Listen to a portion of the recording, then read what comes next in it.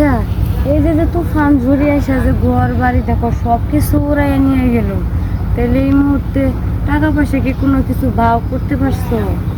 ঠিকই তো কইছো বউ। এখন এই ঘর খাড়া করতে অনেক টাকা পয়সার প্রয়োজন, বুঝছো? এত টাকা করে কেডা দিব? তাই ওই যে এনজিওর আপা আছে, তার সাথে আমি আলাপ করছিলাম। হ্যাঁ, কইছে ওই এনজিওর থেকে একটা লোনের ব্যবস্থা করে দিব। পরে নয়, আমি কাম করে আস্তে আস্তে সুদ করে দেবো। হ্যাঁ, তাও তো কথা খারাপ না। দেখো যেটা ভালো মনে হয় সেটাই করতে হবে। আপা তো এটা আমি আমার কথা, দেখা যাক, আমরা কাম কাজ করি। আচ্ছা ঠিক আছে, চলো। আচ্ছা।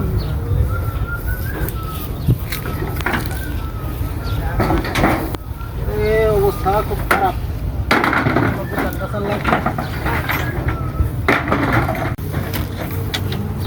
ভাই ভাবি বাড়িতে আছেন আপনারা? আপনি আইছেন? আছি, ভালো আছেন আপনারা? হ্যাঁ। এই তো ভালো আছি। এই যে ভাবি, আমার বাড়ির কি অবস্থা দেখেন। হ্যাঁ হ্যাঁ হ্যাঁ, আপনার বাড়ির অবস্থা তো একবারে খারাপ। কি আর করা। তা আমি এই ব্যাপারটা নিয়ে অফিসের বড় স্যারের সাথে কথা বলছি। বলছে সমস্যা নাই, একটা ব্যবস্থা করে দেবো।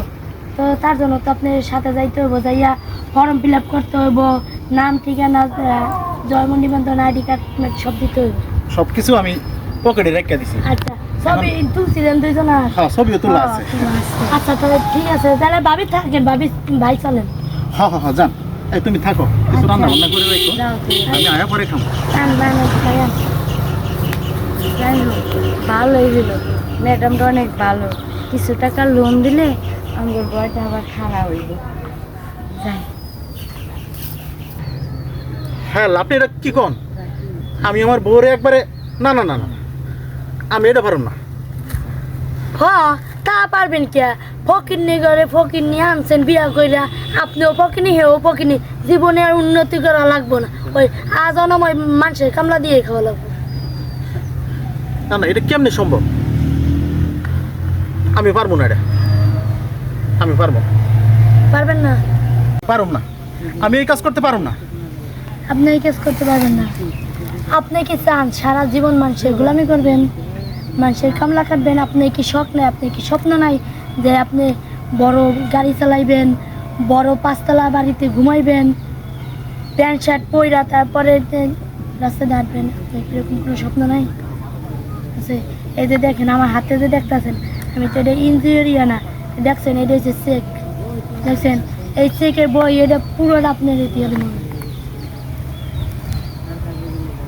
আপনি কি চাই, তাহলে এরকম কি চাই, কত টাকা চাই, কত টাকা হইলে পরে শেষ করবেন? আচ্ছা, তাহলে এখন আমার কি করা লাগবে? শোনেন, আপনি পরে আজকে রাত্রে ভিতরে শেষ করে লাগবেন, ঠিক আছে? তাহলে মনে করেন কালকে আপনি আর আমি বিয়া করতে পারবো, বিয়া করে সুন্দরভাবে ঘর সংসার করবো, বাড়ি গাড়ি যা আছে সব করবো। আর আমার ওই ইয়াতে নামায় 10 তলা একটা বাড়ি আছে, ওইটা আপনার নামে লেখা দেবেন। আর এটার ভিতরে তো মনে করেন টাকার অভাব নাই, চেকটা ধরে রাখেন। আপনি যত ইচ্ছে, যত লাখ মনে চায় তত আপনি উঠাইতে পারবেন। এখন আপনি যদি আমার প্রস্তাবে রাজি থাকেন তাহলে আজকে রাত্রে ওই শেষ করবেন, শেষ করে কালকে আপনি আমার বিয়ে করবেন। আপনি আমার ফোন দিয়ে জানাবেন, ব্যাপারটা যদি ভালো লাগে সব কিছুই দিয়ে গেলাম, চেকও দিয়ে গেলাম, বুদ্ধিও দিয়ে গেলাম, সব কিছু দিয়ে গেলাম। এখন আমি যাচ্ছি, আর আপনি কী করবেন রাত্রের ভিতরে আপনি আমার জানাইন, ঠিক আছে? বা আপনার চিন্তা করে দেখেন, আমি তাহলে আসি। হ্যাঁ, আপনি কি করবেন, এই টাকা পয়সা বাড়ি গাড়ি নাকি আপনার ওই ফকির নিব? ম্যাডাম, আপনি যা বলছেন ঠিক আছে।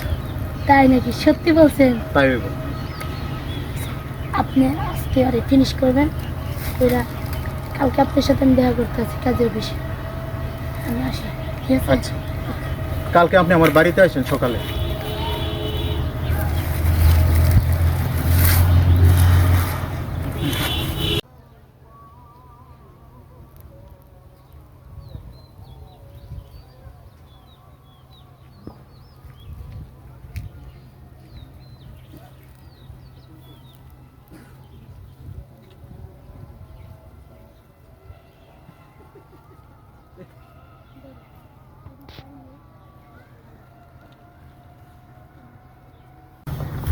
বাড়িতে আছেন কেউ? হ্যাঁ আছি। বাইরে বেরোন।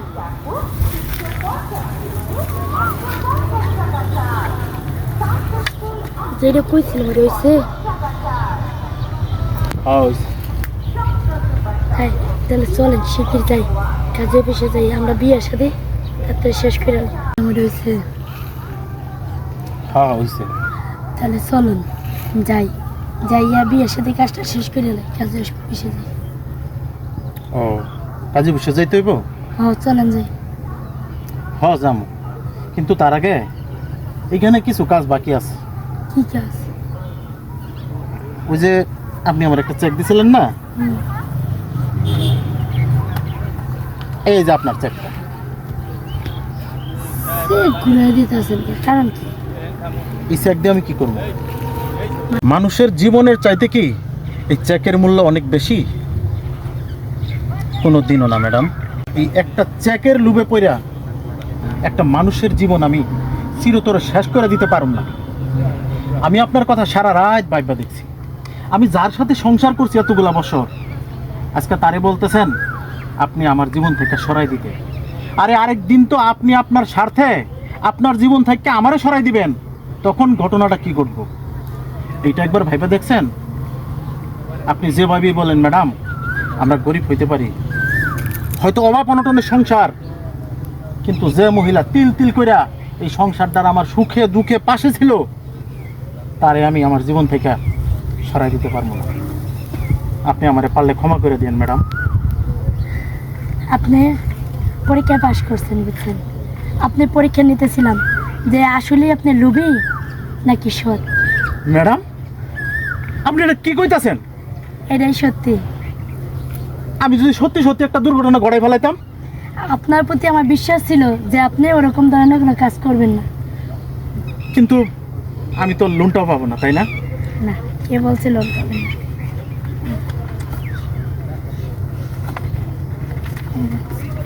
ম্যাডাম আর চেক দিতে হইব না।